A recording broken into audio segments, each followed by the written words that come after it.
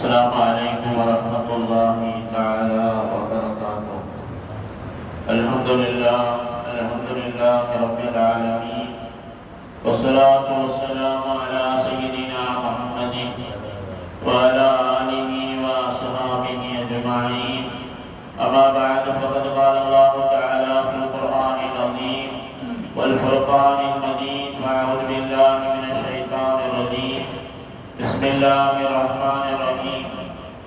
والله يعلم وأنتم لا تعلمون. صدق الله العلي العظيم. அன்பினையே அன்பு சகோதரர்களே, அல்லாஹ்வுடைய நல்லடியார்களே, அல்லாஹ்வுடைய மாபெரும் கிருபையினால் இரண்டாம் நாள் தராவீஹ் தொழுகை நிறைவு செய்து நாம் இங்கே அமர்ந்திருக்கிறோம். ஏனெல்லாம் இச்சிறப்பினை ஏந்தருளிய பெருந்தலைவனாம் அல்லாஹ்வுக்கே அனைத்து புகழும். அல்ஹம்துலில்லாஹ். அன்பு சகோதரர்களே, இன்று ஓதப்பட்ட அருள்மறையாம் திருக்குர்ஆனுடைய வசனங்களில் நோன்புடைய சட்டங்கள் பேசப்பட்டது. நிறைய மார்க்க சட்டங்கள் தான் நிறைய வந்திருக்கு. அதுல நோன்புடைய சட்டங்கள் பேசப்பட்டது, ஹஜ்ஜுடைய சட்டங்கள், உம்ராவுடைய சட்டங்கள், நிக்காஹுடைய சட்டங்கள், தலாக்குடைய சட்டங்கள், ஜீவனாம்சங்கள், இத்தாவுடைய சட்டங்கள், பால்குடி சட்டங்கள், கடன் சம்பந்தமான சட்டங்கள் என்று சட்டங்கள் சம்பந்தமாகவே நிறைய செய்திகள் இன்றைக்கு ஓதப்பட்ட வசனங்களில் அல்லாஹ் சொல்லி தருகிறான். அதனை நாம் இன்றைக்கு பார்க்க போகக்கூடிய ஒரு முக்கியமான ஒரு செய்தி என்னவென்றால், தலாக் சம்பந்தமாக, ஹுலா சம்பந்தமாக நாம் சில விஷயங்களை நாம் பார்க்க இருக்கிறோம். ஏனென்றால் இன்றைக்கு சமூகத்தில் மிக மலிவாகி போய்விட்ட சர்வசாதாரணமான தலாக்குகளும் ஹுலாக்களும் இன்றைக்கு நிகழக்கூடிய ஒரு காலமாக இருக்கிறது. எந்த அளவுக்கு என்றால், ஆய்வாளர்கள் சொல்றாங்க, 5 கல்யாணம் நடந்துச்சு அப்படின்னா அதுல ஒரு கல்யாணம் தலாக்குல போய் முடிகிறது அல்லது ஹுலாவுல போய் முடிகிறது என்று சொல்லக்கூடிய அளவுக்கு இன்னைக்கு சமூகத்துல தலாக்குகள் அதிகமாக நடக்கிறது. அன்பு சகோதரர்களே, ஒரு விஷயத்தை நாம் உள்ளத்திலே பதிவு செய்ய வேண்டும். அல்லாஹ்வுடைய ஒரு பொது சட்டம் என்ன அப்படின்னா, எதுவெல்லாம் ஹலாலாக இருக்கிறதோ அதெல்லாம் அல்லாஹ்வுக்கு பிடிச்சமான, எதுவெல்லாம் ஹராமாக இருக்கிறதோ அதுவெல்லாம் அல்லாஹ்வுக்கு பிடிக்காது. ஆனால் ஒரே ஒரு விஷயம், அது ஹலாலாகவும் இருக்கிறது, அல்லாஹ்வுக்கு பிடிக்காது. அதுதான் தலாக். நபிகள் நாயகம் ஸல்லல்லாஹு அலைஹி வஸல்லம் சொன்னார்கள், அபுகதுல் ஹலாலி இன்தல்லாஹி அத்தலாக்.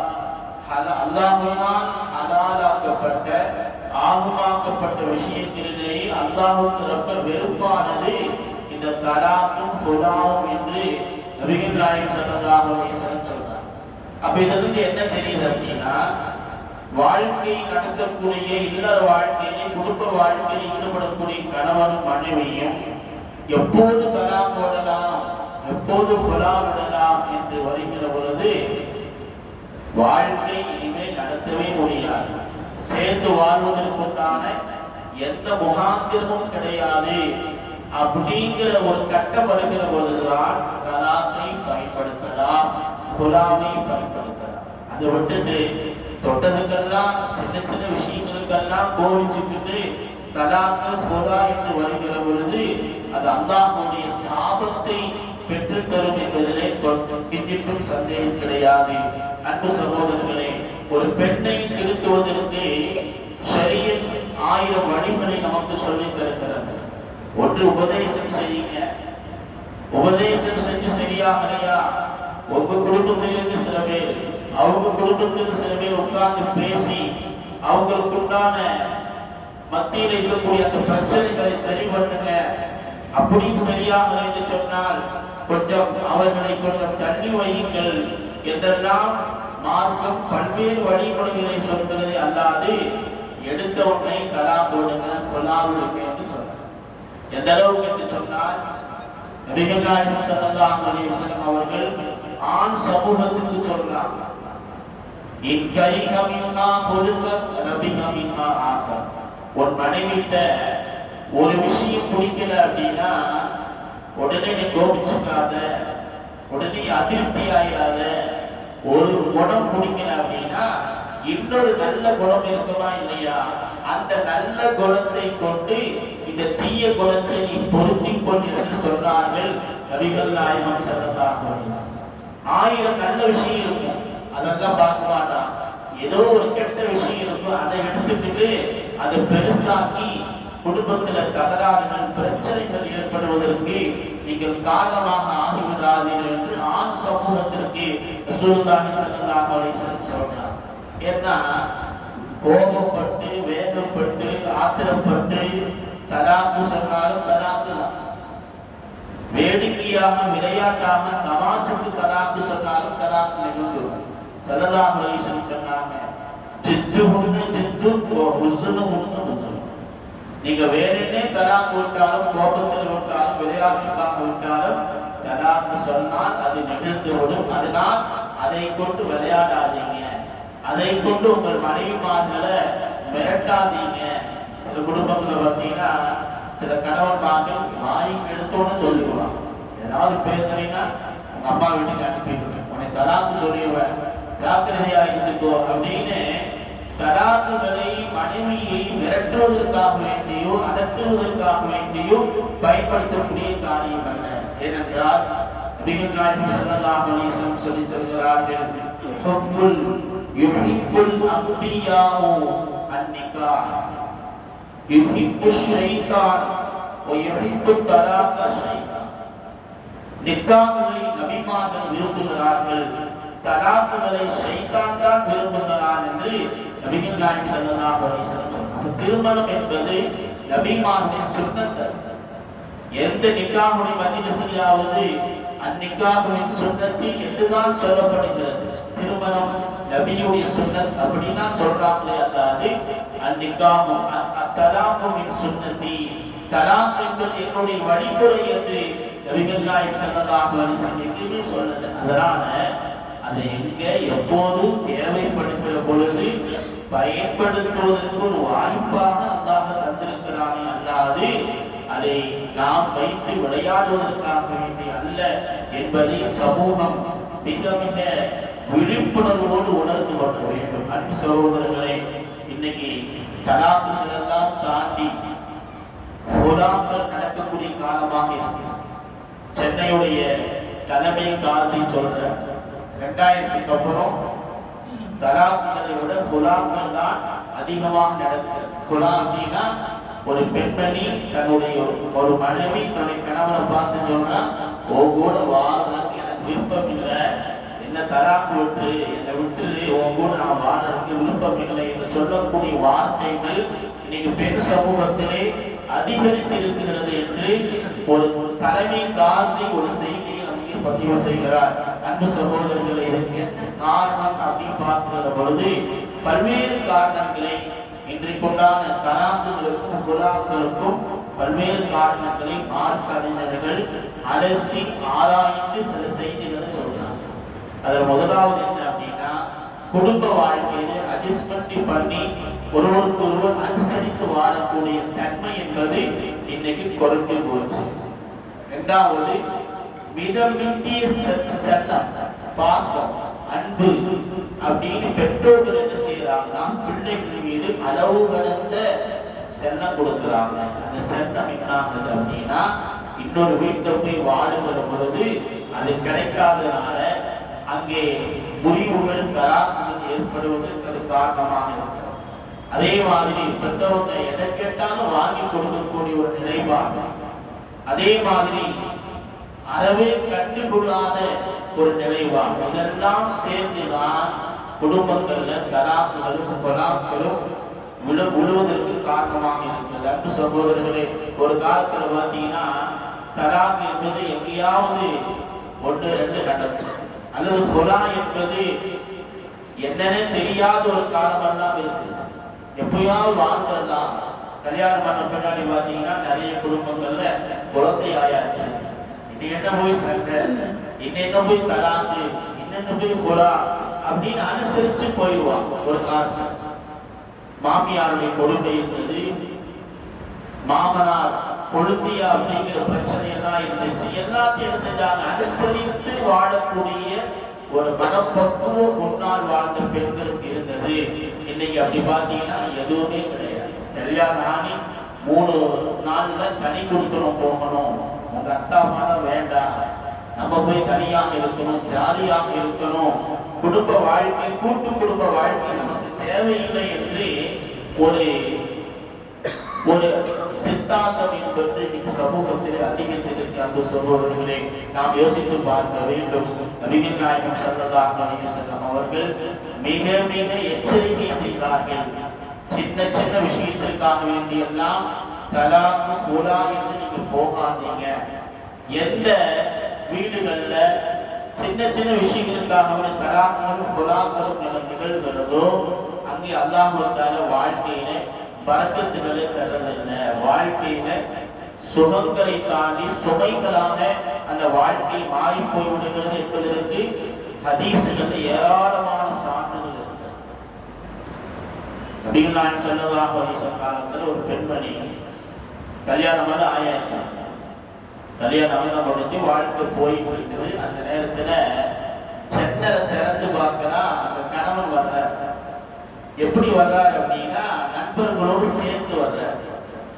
இந்த மனைவிக்காக ஜன்னலை திறந்து பார்க்கும்போது பார்த்தா எல்லா நண்பர்களை விட இவர் கொஞ்சம் குள்ளமா இருக்கிறாரு. நம்ம ஆளு, நம்ம கணவர் கொஞ்சம் குள்ளமாக இருக்கிறாரு. தனியா பார்க்கும்போது நல்லா தான் இருக்கிறாரு. சில நேரங்களை பார்த்தீங்கன்னா மாப்பிள்ளையோட துணை மாப்பிள்ளை நல்லா இருப்பாரா இல்லையா, அந்த மாதிரி நம்ம கணவன் தனியா பார்க்கும்போது நல்லா தான் இருக்கிறாரு. அவங்க நண்பர்களோடு சேர்ந்து வரும்போது பார்த்தா ஆளு நமக்கு பிடிக்காத மாதிரி தெரியுது அப்படின்னு ஒரு இந்த காரணத்துக்காக வேண்டி கொலா கேட்கிறாங்க. கொலாவெல்லாம் முடிஞ்சாச்சு. அப்பாவி கணவன்மார்களை யார் சின்ன சின்ன இந்த விஷயங்களுக்கெல்லாம் கொலா விடுறாங்களோ அவங்களாம் யோசிக்கணும். அல்லா அவங்களுக்கு சோதனையை தந்துடுவாங்க. அது வேணான்னு இன்னொரு ஆளை கல்யாணம் பண்றாங்க.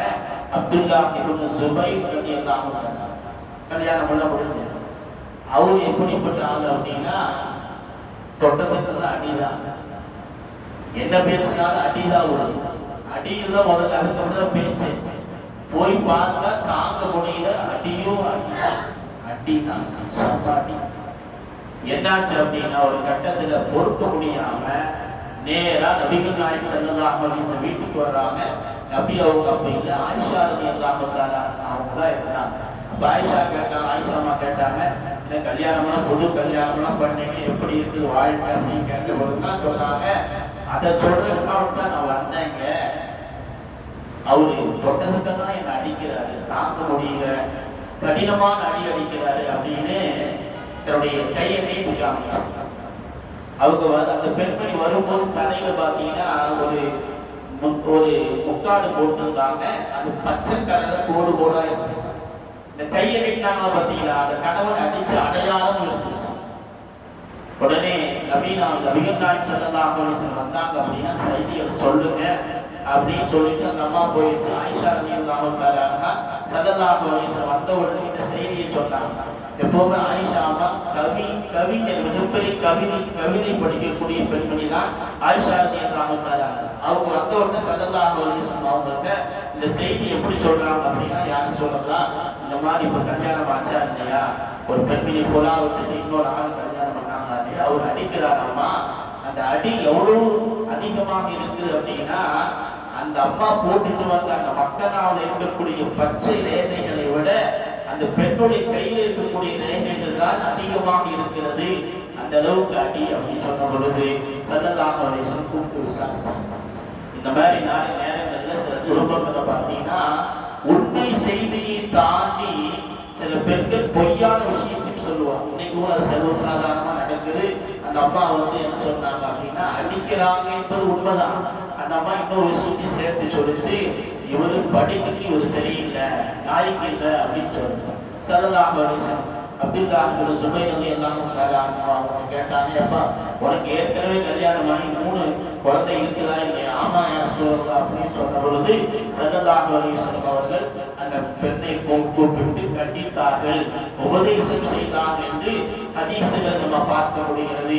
எனவே அன்பு சகோதரர்களை, அப்பாவியான கணவன்மார்களை இந்த மாதிரி சின்ன சின்ன விஷயங்களுக்கெல்லாம் கேட்கக்கூடிய பெண்கள் இன்னைக்கு சமூகத்தில் அதிகரித்திருக்கிறார்கள்.